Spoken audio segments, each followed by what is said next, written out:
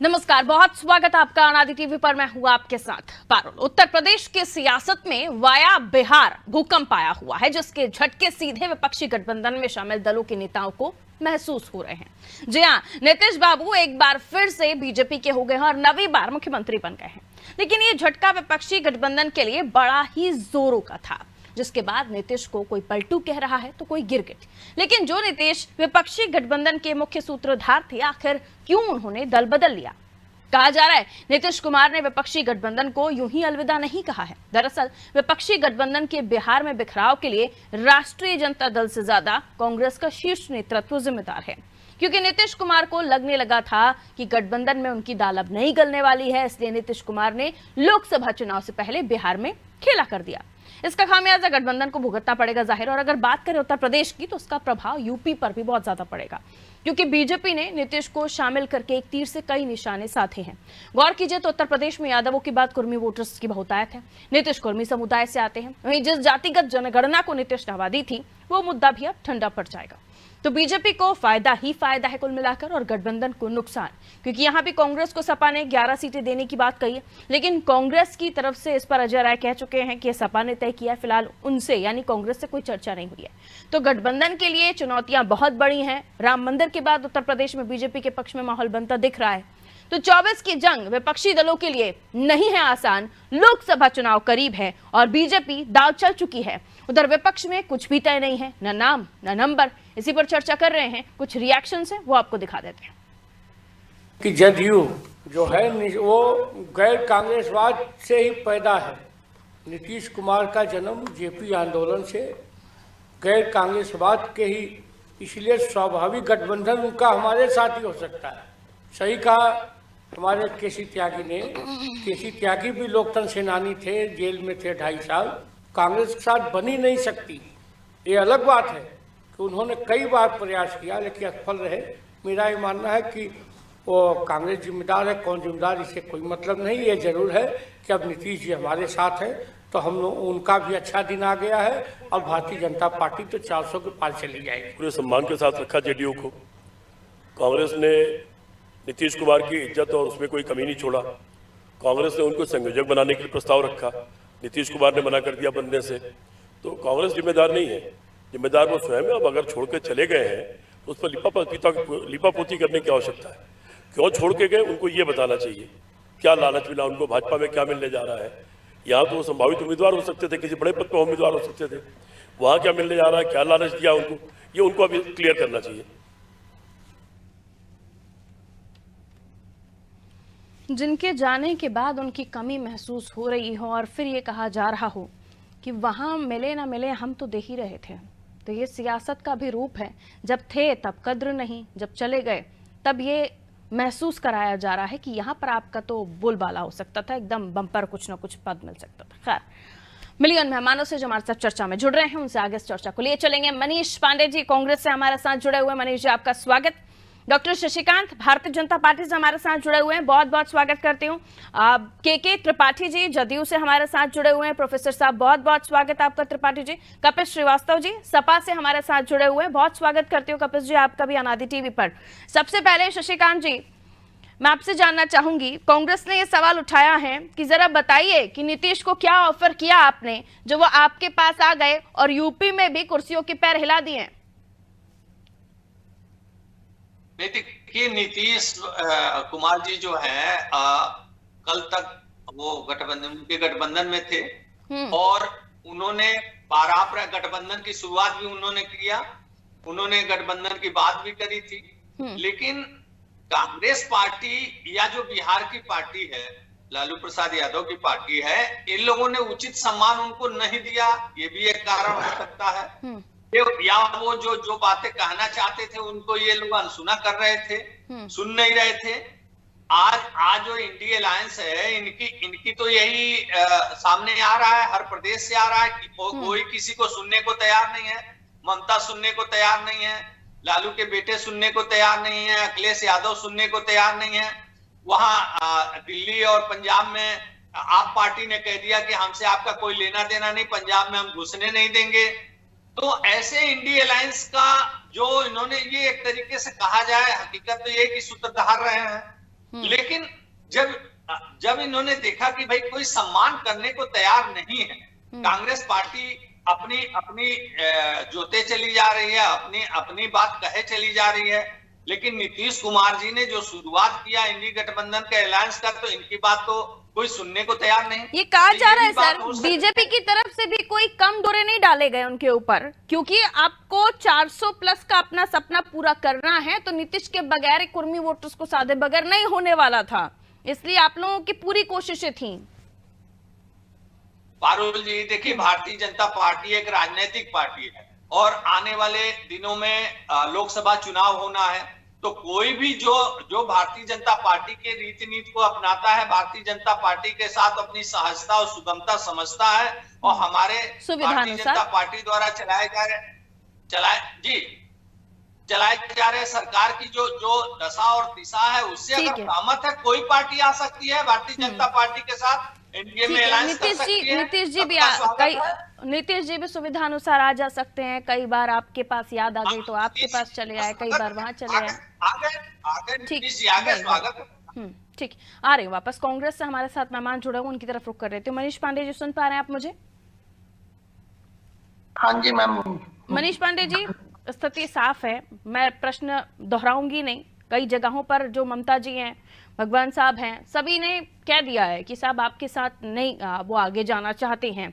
अखिलेश जी भी 11 से ऊपर उनकी गाड़ी नहीं जा रही है, क्या कहेंगे आप? और जाहिर सी बात है, लोकसभा चुनाव सामने है, ना नंबर तय हुआ है ना नाम तय हुआ है, गठबंधन का कुछ आगे पता ही नहीं चल रहा है क्या होगा। नीतीश जी जो दरअंदर जिनके पास था, सूत्रधार बताए जा रहे थे, वो जा चुके हैं, तो भविष्य क्या है अब कांग्रेस का लोकसभा चुनाव को लेकर? क्या रणनीति पर काम कर रहे हैं?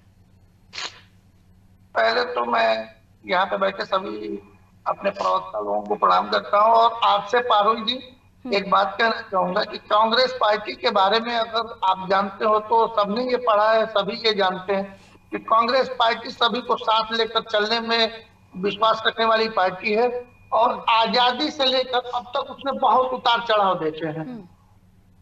ये अलग बात है कि हम खामोश पड़े रहते हैं, लेकिन जो लोग बड़े हैं वो बड़े रहते हैं।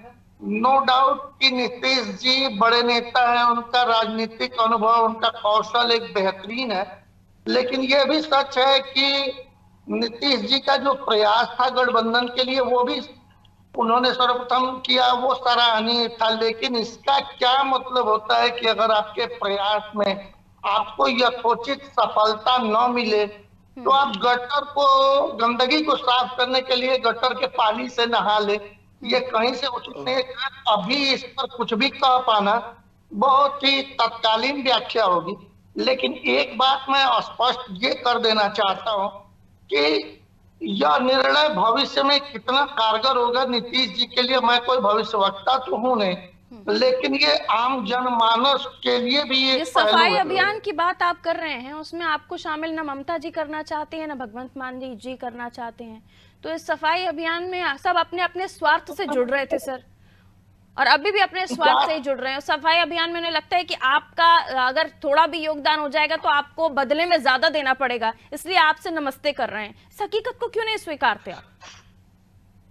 देखिए, राहुल जी की मेहनत पे सबको भरोसा है, सभी ऐसा स्वीकार कर रहे हैं, लेकिन गठबंधन के बढ़ते हुए पहलू को अस्वीकार करते हुए ये सत्ता पक्ष के लोग ये दिखाना चाहते हैं कि कोई स्वीकार नहीं कर रहा। ये गठबंधन की बातें हैं, अभी आचार संहिता लगा, दिखावा नहीं, जो बयान है, जो खुद वो ममता जी ने खुद आके कहा ना, भगवंत मान जी का खुद का बयान है, नहीं दिखाने की किसी को आवश्यकता थोड़ी ना है सर।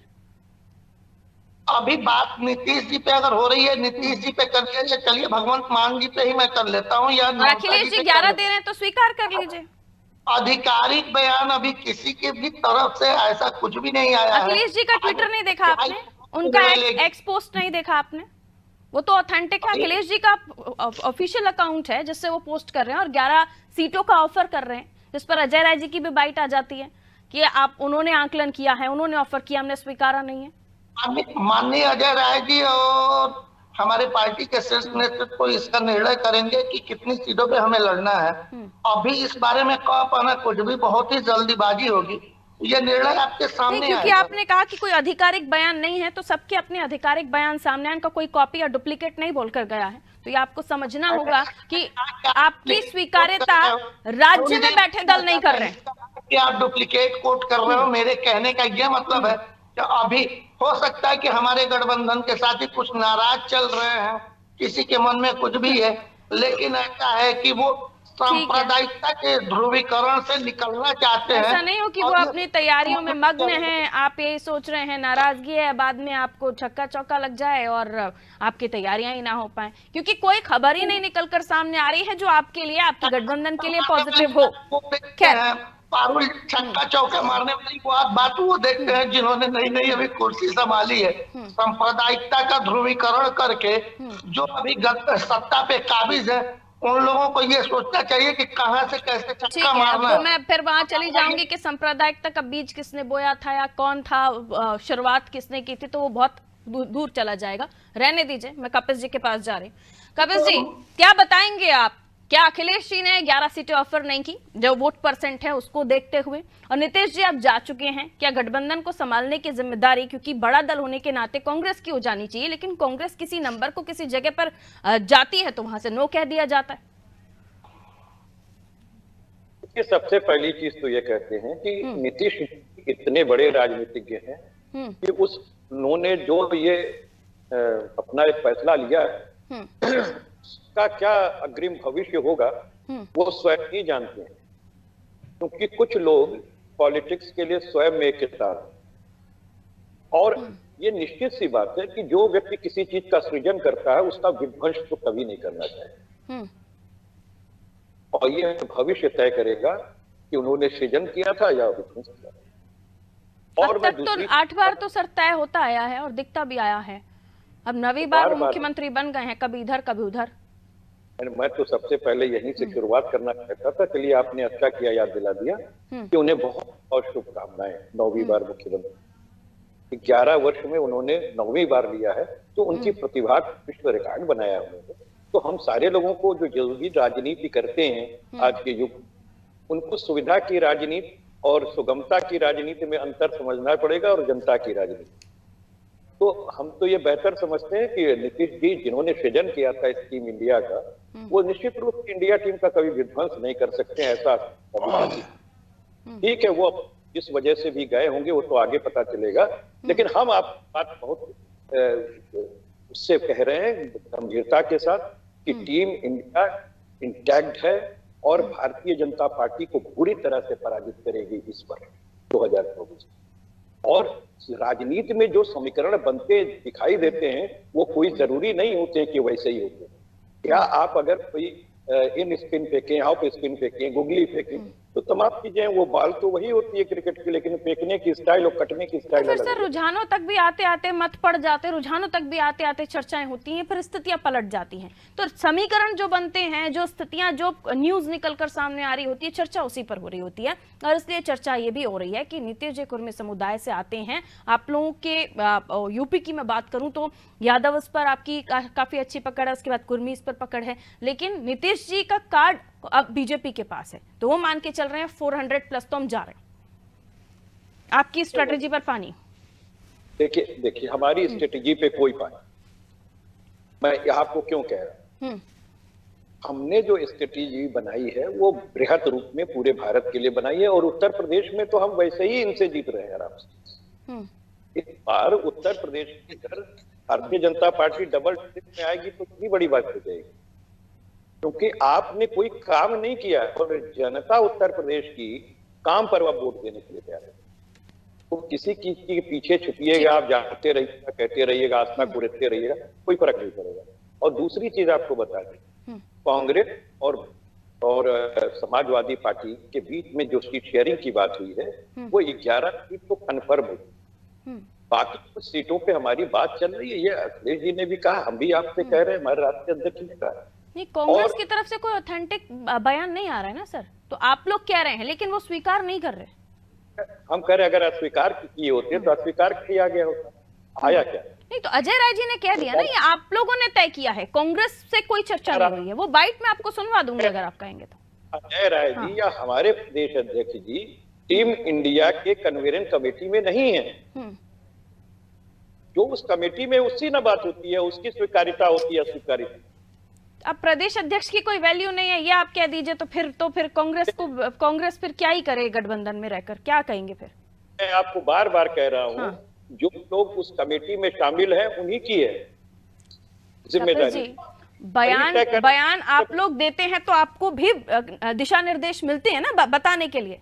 अजय राय जी अपने मुंह में मिट्टू तो नहीं हो रहे होंगे, है ना? अजय राय जी को कोई अधिकारी नहीं है बात करने का, ऐसा तो नहीं है ना? ठीक है, तो अपनी सुविधा अनुसार आप अपने हिसाब से चीजों को अगर समझाएंगे तो अच्छा नहीं है ना? अभी मनीष जी भी कह चुके हैं कि हमारे यहाँ डिसाइड नहीं है अभी कि 11 सीटों से पे हम लोग अभी जा रहे हैं नहीं जा रहे, है ना मनीष जी? ठीक है, आप बोल लीजिए, मैं उसके बाद जदयू के पास जा रही हूँ, के त्रिपाठी जी के पास जा रही हूँ, कहिए। जहां तक मैडम उत्तर प्रदेश में सीटों के वितरण का सवाल है, अभी इंडिया गठबंधन के सारे संगठन के लोग मिलकर इसका निर्णय लेंगे। किसी एक आदमी के कह देने से या किसी ऐसे पर्सन के कह देने से, अखिलेश जी के कह देने से भी, जैसे वो कह रहे हैं कि अजय राय जी के कह देने से ऑथेंटिक बयान नहीं हो जाता, वैसे आप भी कह रहे हैं ना पारुल मैम। मैं बस आपसे इतना ही कहना चाह रहा हूँ कि एक बार थोड़ा सा पहले बात को मैंने माननीय अखिलेश जी के मतलब कौशल पे कोई भी चिन्ह नहीं उठाया। मैंने ये कहा तो ऑफर स्वीकार लीजिए ना प्रभु, दिक्कत क्या है? खैर लौट रही, अभी इंडिया गठबंधन के लोग इन सीटों पे विचार विमर्श करेंगे, उसके बाद बगैर विचार के आपके पास 11 अंक पहुंच गए। ठीक है, जदयू के पास जा रहे हूँ। त्रिपाठी जी क्या कहेंगे आप?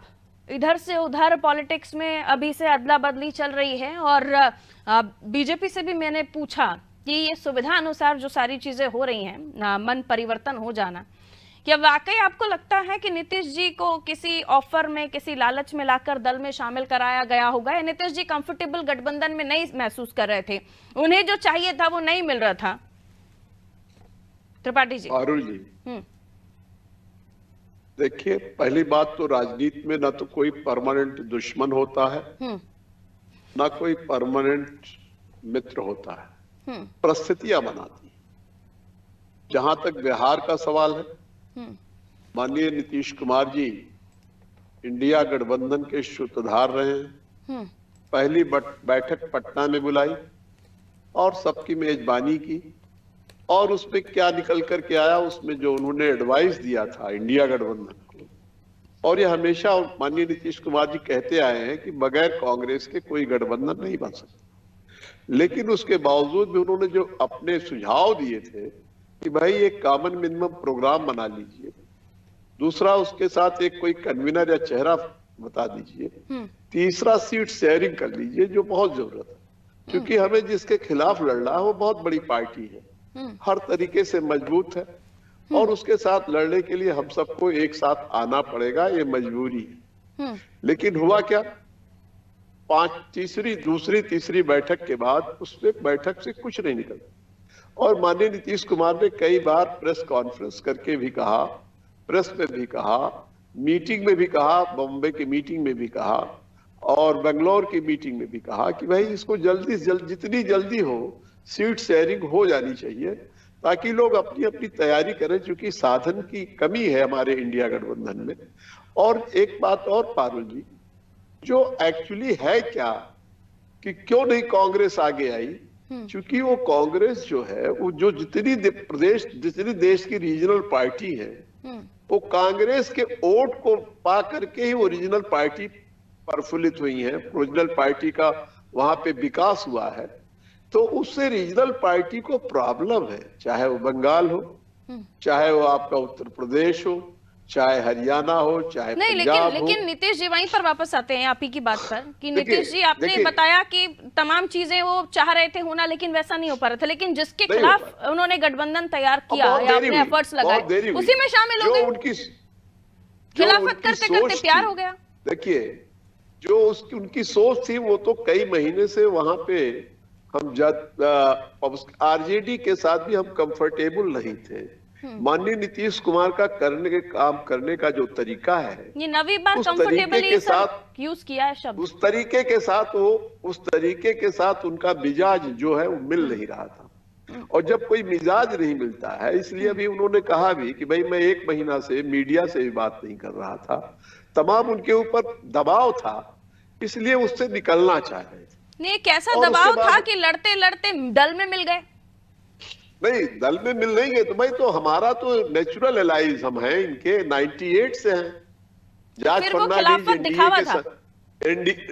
फर्नांडीज एनडीए के संयोजक रहे, शरद यादव एनडीए के संयोजक रहे, बाकी गठबंधन के दलों के साथ फिर आप क्या चीट कर रहे थे? ये जो 17-18 वर्षों से हमारा उनके साथ रहा। दूसरी चीज जो बिहार के परिप्रेक्ष्य में, जनता के परिप्रेक्ष्य, चूंकि वो जनता दरबार लगाते थे माननीय नीतीश कुमार, और उसके साथ साथ अपनी पार्टी के जो कार्यकर्ता है, आप त्रिपाठी जी फीडबैक आपने कहा कि फीडबैक मिल गया, नहीं आपका नेचुरल अलायंस था, तो आप एक गठबंधन तैयार करके फिर क्या करवा रहे थे? आप बाकी दलों को इकट्ठा करके क्या कर रहे थे? गठबंधन तैयार करके हम चाह रहे थे कि मुक्त हो। भाजपा को शिकस्त देने का प्रयास उन्होंने किया। पल पल बदलते राजनेताओं के विचार, राजनीति भी बड़ी उतरी, जब कांग्रेस उससे खड़ी नहीं आ गई है। खैर, जिसको अहम रोल अदा करना था, तो क्या करें, बैकफुट पे हो गए। अहम रोल अदा करना था, लेकिन बाकी दल तो उन्हें साथ रखना ही नहीं चाह रहे ना। किरदार बड़ा दे रहे हैं, लेकिन उस किरदार की कद्र नहीं कर रहे हैं। मैंने कहा पारुल जी, जो वोट है वही वोट रीजनल पार्टी का है, वही कांग्रेस का है। दिक्कत कैसे होगी? उत्तर प्रदेश में वोट किसका है? ठीक है, ये पहले से ही तय करने की बात सामने आ रही थी, और अभी भी कह रहे हैं जदयू से हमारे साथ के त्रिपाठी जी, शशिकांत जी, कि तो नेचुरल अलायंस था। ये क्या करना क्या चाह रहे थे? पहले से ही फिक्सिंग मैच था, बाकी बाहर कुछ और चल रहा था? क्या था सर ये? अगर पहले से ही नेचुरल अलायंस था तो फिर गठबंधन बनाया नीतीश जी ने, लड़ने की तैयारी थी, और लड़ते लड़ते प्यार हो गया।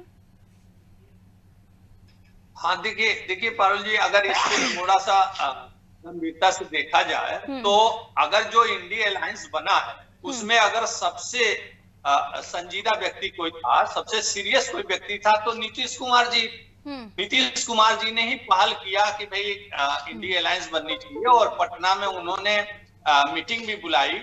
तो जब मीटिंग बुलाई गई, तो मीटिंग में क्या हुआ, दूसरे दिन जब अखबार में जब न्यूज छपता है, तो क्या गठबंधन उसके अलायंस के बैठक में क्या तय हुआ, ये कुछ भी नहीं छपा। उसमें छपा कि राहुल गांधी की शादी के लिए लालू चिंतित हुए। लालू यादव ने कहा कि भाई राहुल गांधी नहीं, शादी कर लो। लेकिन जो मैटर ये है सर कि शिद्दत से आपसे लड़ते लड़ते नीतीश बाबू, ये बाद में समझ में आया कि जो सहरा में पहनना चाह रहा हूं वो मुमकिन नहीं है, इसलिए आपके पाले में आ गए। हाँ, मैं इसी बात को समझा कि देखिए उससे जाहिर हुआ पहले मीटिंग से कि ना तो लालू यादव की पार्टी सीरियस है, ना कांग्रेस पार्टी सीरियस है। दूसरी बात, सीरियसनेस गठबंधन में शुरू से ही नहीं दिख रही थी मनीष जी, और अभी भी नहीं दिख रही है। स्वीकार्य, ममता जी मान नहीं रही हैं, नीतीश जी जा चुके हैं, सपा से 11 नंबर मिल रहे हैं, भगवंत मान कह रहे हैं नमस्ते। सीधा सवाल है सर। मनीष जी आवाज मिल रही है? ठीक है कपिल जी, चूंकि हम रिस्क नहीं लेना चाहते, इसलिए कांग्रेस को हम 11 नंबर पर ही अग्री कर रहे हैं, क्योंकि आपने जयंत चौधरी जी के साथ भी अपने नंबर्स डिवाइड कर लिए, और आप भी जीत का दावा कर रहे हैं, और उसमें भी आपने फॉर्मूला डिसाइड किया है। यही वजह है कि कांग्रेस का वोट परसेंट जितना है वहीं तक आप जा रहे हैं। और अभी त्रिपाठी जी भी कह रहे थे कि शुरू में ही डिसाइड हो गया था कि जो बड़ी पार्टी राज्य में है उसके हिसाब से पार्टी जो सीट्स हैं उनका डिस्ट्रीब्यूशन होगा, लेकिन इस पर गठबंधन में बात बन नहीं रही है, तो फाइट कैसे होगी फिर? कर दिया गठबंधन में बात। अगर आप इनके वोट शेयर के हिसाब से पाएंगी तो संसदीय सीट नहीं निकले कांग्रेस। हाँ ठीक है, आपको खुद उठा एक सांसद सीट के अंदर 5 विधानसभाएं न्यूनतम आ जाती हैं, 4 से 5। बात इसकी नहीं है। कांग्रेस और हम लोगों के बीच में जो सीट शेयरिंग की बात हुई है, ठीक, उस शेयरिंग के आधार पर हमने आपको कहा है कि 11 सीटें कांग्रेस को दी जा रही हैं, और इसके साथ यही नहीं कि उसमें बढ़ोतरी भी हो सकती है, घटोतरी भी हो सकती है। फाइनल हमने नहीं डिसाइडेड हो गया। तो इसके साथ ही अब जैसे जनता दल हमारे साथ 2 सीट कर रही है, उनकी रैलियां भी डिसाइड हो रही थी, प्रचार प्रसार का कार्यक्रम चल रहा था। हाँ, 2 सीट। हाँ, तो बहुत सी चीजें हैं अभी। ये तो अब नुकसान होगा सपा को, आपको लगता है नीतीश जी के दल बदल से?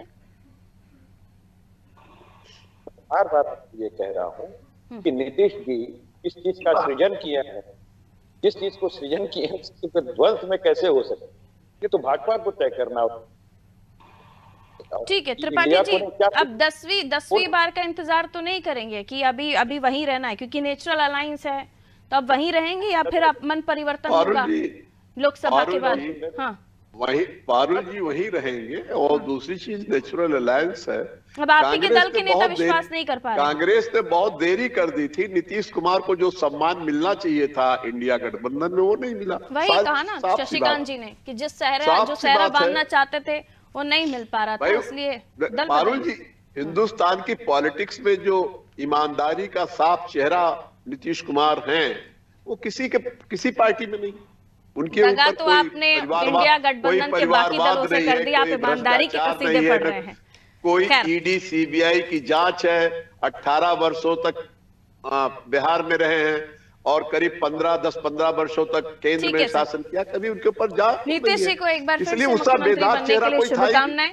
लेकिन ईमानदारी के कसीदे मत पढ़िए, क्योंकि दगा खाए हुए जो हैं वो भी अपने दिल को संभाल कर बैठे हुए हैं। बहुत बहुत शुक्रिया आप सभी का हमारे साथ चर्चा में जुड़ने के लिए। उत्तर प्रदेश की हम बात कर रहे थे, नीतीश ने बदला दल, लेकिन झटका उत्तर प्रदेश के विपक्षी दलों को भी लगा है। इसलिए समाजवादी पार्टी जो अपनी स्ट्रैटेजी के तहत पीडीए के साथ चल रही थी, बड़ा वोट बैंक है समाजवादी पार्टी का, यादव कुर्मी पर पकड़ है। लेकिन पूर्वांचल की सियासत में अगर हम देखें तो नीतीश के आ जाने से उत्तर प्रदेश में मध्य प्रदेश के मुख्यमंत्री मोहन यादव, ये कहा गया कि यादव वोट बैंक पर भी पकड़ अच्छी बन जाएगी बीजेपी की।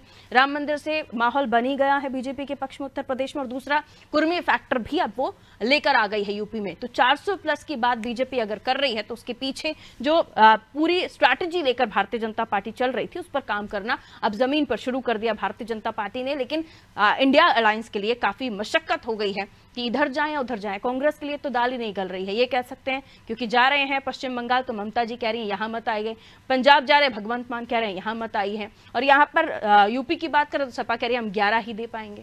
बड़ी मशक्कत है भाई, बड़ी परेशानी। रखिए अपना ख्याल, दीजिए मुझे इजाजत, नमस्कार।